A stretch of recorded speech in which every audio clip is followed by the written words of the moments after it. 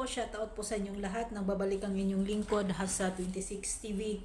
Ngayon po mayroon tayong reaction video patungkol nga po dito na si Kalingap Edo po, si Edo po ang nagpapasikat kay Beyonce. Okay po, bago tayo magsimula sa mapagpalang araw po muna sa ating ama ng Kalingap, Kuya Bal Santos Matubang, ayan po. At syempre po, Kalingap Striker, shoutout po sa inyong lahat.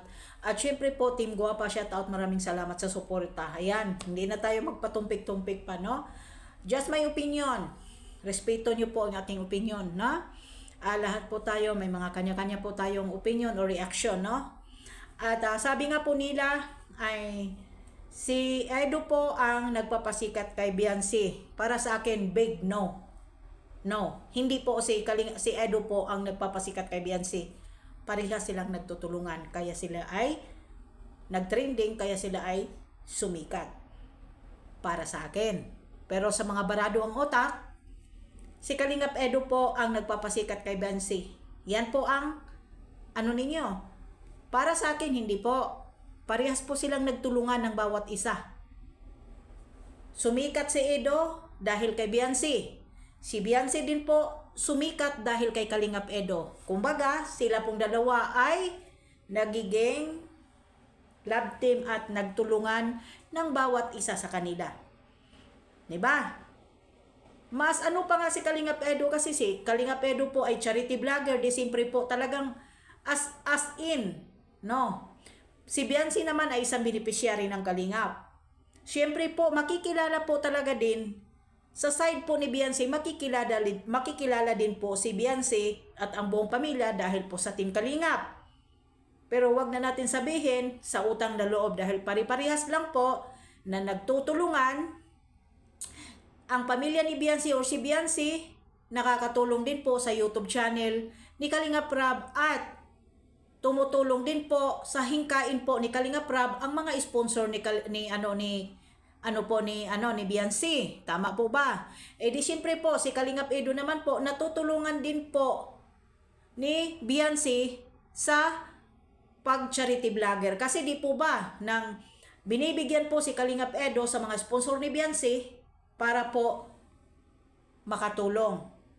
Kaya wala pong magsabi na sumikat dahil parehas po silang sumisikat ng bawat isa dahil nagtutulungan silang dalawa at yung mga sponsor din naman po ay pari-parihas po nila na tinutulungan ang bawat isa. Hindi po dahil sa utang na loob, nagkakaroon ng bahay, nagkakaroon ng ari-arian, nang dahil po sa Kalingap ay umayaman at nagiging palamunin. No po, 100, hindi po 100% po yung tulong po na ibinigay po dito sa buo pamilya ni Beyonce. Hindi po ba? 100% po ay kadalasan po ay mga sponsor. Siyempre, pasalamat po tayo nang dahil po sa Team Kalingap ay nakikilala po ang pamilya ni Beyonce. Ganun lang po yan. Pero wala pong kahit sino yung nagpapasikat or ganito-ganito, kiso si ganito. Wala po para sa akin. Now, para sa akin. Parehas po silang sumikat.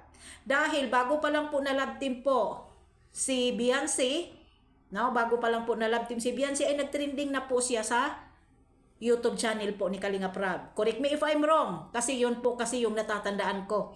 Bago pa po na love team si Beyonce ay nagtrending na po una si Beyonce dito sa YouTube channel ni Kalingap Rab.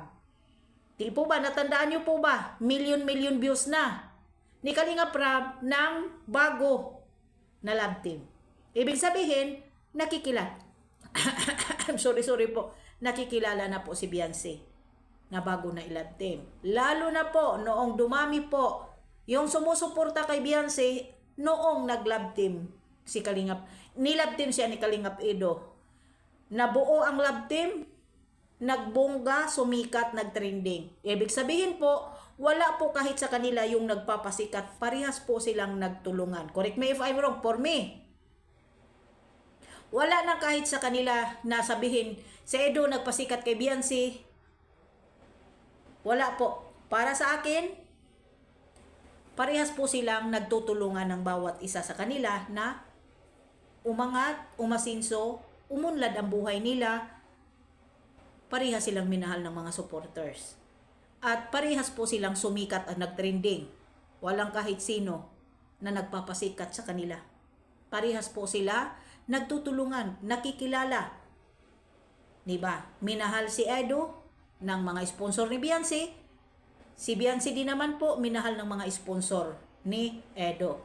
Ibig sabihin, parehas po silang nagtulungan at ipinaangat ang love team ng IDC. Correct me if I'm wrong. Kasi yun po ang aking opinion. Walang kahit sinong nagpapasikat po sa IDC. Kung hindi, sila lang din, silang dalawa lang din at sa tulong po ni Kalingap Rab.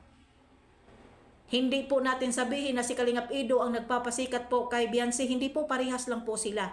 Nang dahil din po kay Kalingap Rab, malaking tulong po kung bakit po nagtrending po ang IDC. Diba? Yan lang po ang masasabi ko. Just my opinion, mga ano po langga.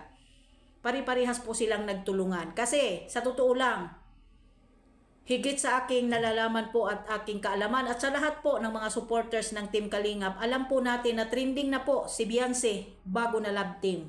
Million views na po si Beyonce bago na i-love team ni Kalingap Edo. Hindi ba? Tama po ba? Correct me if I'm wrong kasi yun po yung aking nalalaman.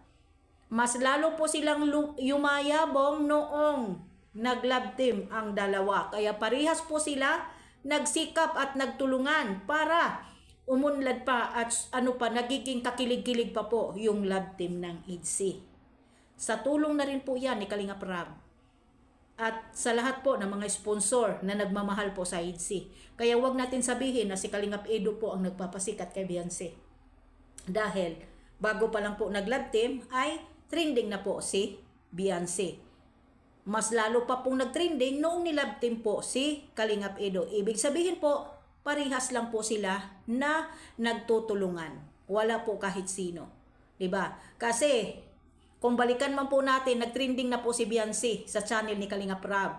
Mas lalong minahal at nakakakilig na po ng nilove team po siya ni Kalingap Edo. Parehas silang minahal ng mga tao, parehas silang nag-trending, parehas silang dalawa mismo sumikat sa kanilang sa kanilang sa kanila pong love team na scripted.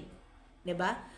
Yun lang po para sa akin. Huwag kayo magalit sa akin, real talk lang po.